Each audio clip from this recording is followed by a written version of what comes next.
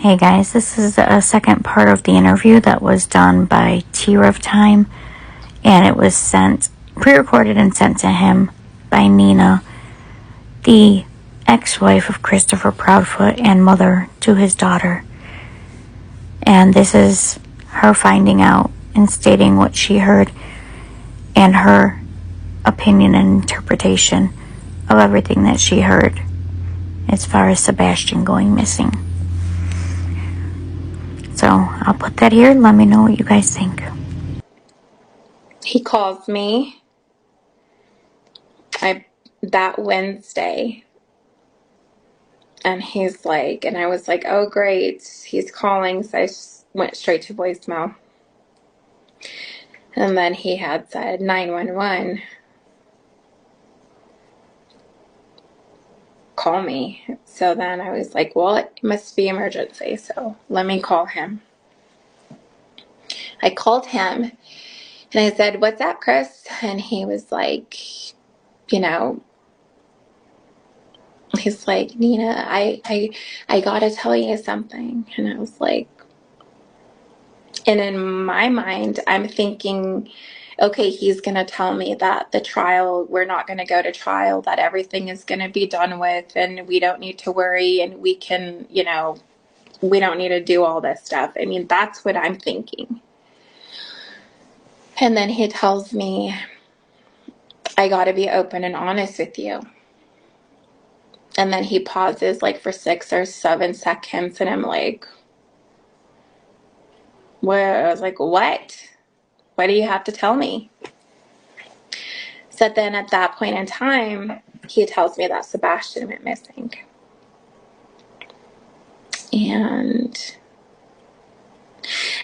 I was speechless. I have to say, I was speechless. And then I went into saying, well, what happened? Like, how did he go missing? Like, what happened? And he said, well, he went missing between 12:30 and 6 a.m. And I'm like, it's thinking to myself, and then, like, that's crazy. And I said, don't you have security cameras, Christopher? I said, you mean you have security cameras in your house? I mean, don't you? And he paused. He didn't say anything. So then I said, what happened to your dogs? They said, don't your dogs? They said, you have those Yorkies, and I said, every time that I call Faith, they said they're barking. He didn't say nothing. So I said, I said, are you lying to me? I said, because, thinking in my head, like, are you just buying more time for this trial that's coming up? Like, what other information are you going to find out that you're going to use against me, right? So then I said, I'm going to look this up. And I said, have you contacted your lawyer yet? I said, we still have a trial. I said, at 8:30 next Tuesday. And he had raised his voice at me, and he said, we're not going. And I was like, don't raise your voice at me. You're not going to disrespect me like that. You're not going to raise your voice at me. So then I said, by law, I said, I have to contact my attorney. And I said, I'm going to email him as soon as I get off the phone with you. And I'm going to tell him that there's a missing child. And I had stated, like, okay, well, is there like something, we could do? Can you send me like a flyer? Can you send me something? I said, I could put it on my social media and it'll take off. Like, I have a lot of people that I know and a lot of my clientele. I said, we're willing to, they share a lot of my stuff. So he never sent me anything. And, he was so worried about his phone, and he had said something. He's like, the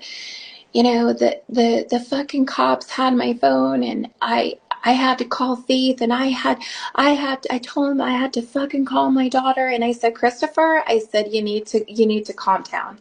I said, Faith is fine. She's with me. I'm her mother. I said, she was with her family here. I said, you don't need to worry about her. You don't need to worry about her whatsoever. And, and he wanted to say more, and he repeated himself again, and he said, I need to be honest with you. And I was like, Christopher, I don't have time for this. I said, I just don't. I said, I gotta go.